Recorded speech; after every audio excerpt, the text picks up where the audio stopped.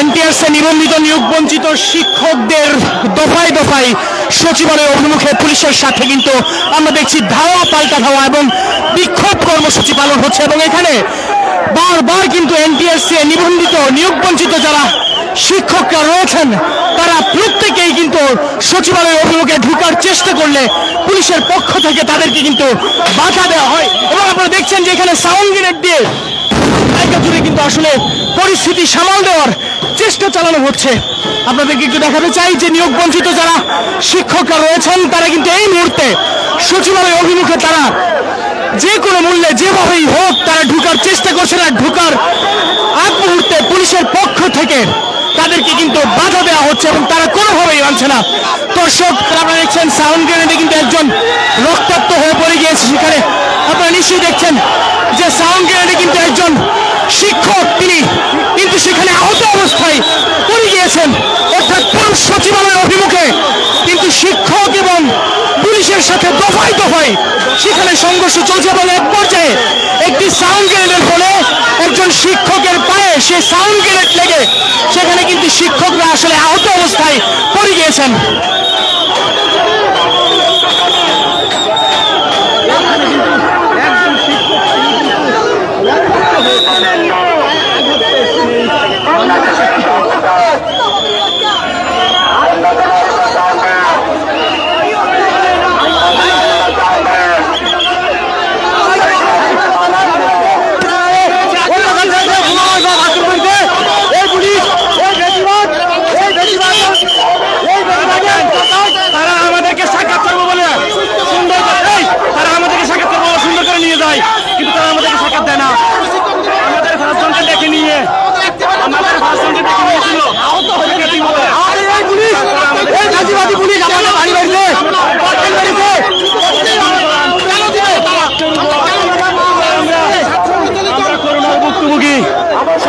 শিক্ষক নিবন্ধনধারী কে কে আহত হয়েছে আমাদের আইন মন্ত্রণালয়ের মতামত দিয়েছে।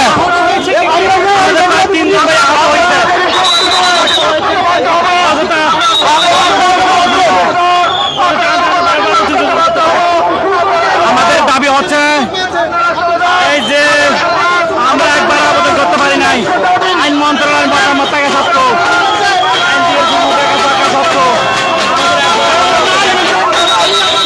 আমাদের দাবি হয় আমাদের রক্তের উপর দিয়ে তাদের জন্য বিক্রি দিতে হবে। দর্শক আপনারা দেখছেন একজন আহত শিক্ষক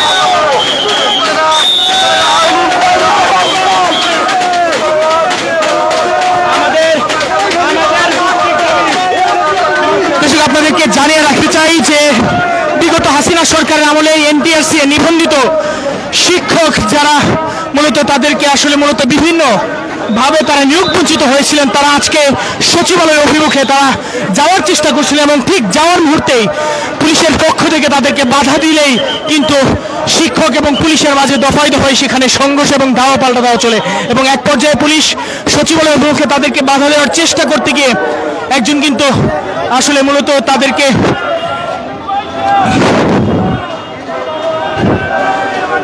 বাধা দিয়েছিলেন এবং তারা চেষ্টা করছেন যেন কোনোভাবেই না যায় এবং সেখানে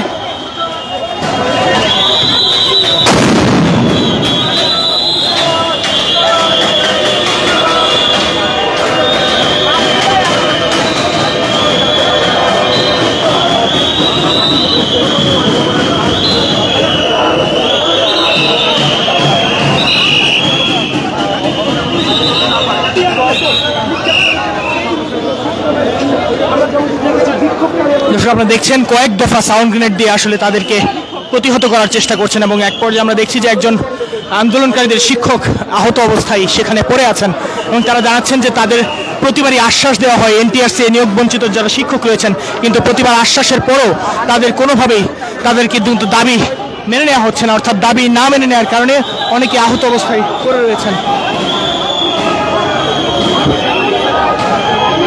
আপনাদেরকে দেখাতে চাই যে একজন শিক্ষক রক্তাক্ত অবস্থায় সাউন্ড গ্রেনেডের ফলে তিনি কিন্তু সেখানে পড়েছেন, অর্থাৎ গুরুতর আহত অবস্থায় তিনি পড়ে আছেন। অর্থাৎ এভাবেই কিন্তু সচিবালয় অভিমুখে প্রেস ক্লাবের সামনে শিক্ষক এবং পুলিশের দফায় দফায় সংঘর্ষে কিন্তু এখানে এক প্রকার অচলাবস্থা হয়ে আছে পুরো সচিবালয় প্রাঙ্গণে।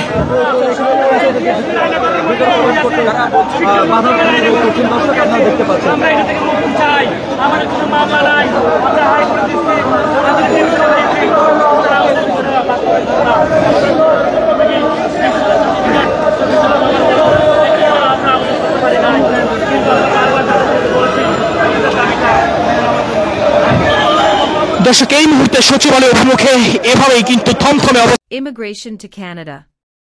We provide the best quality service and solution for Canada immigration. Please visit our website and contact for details.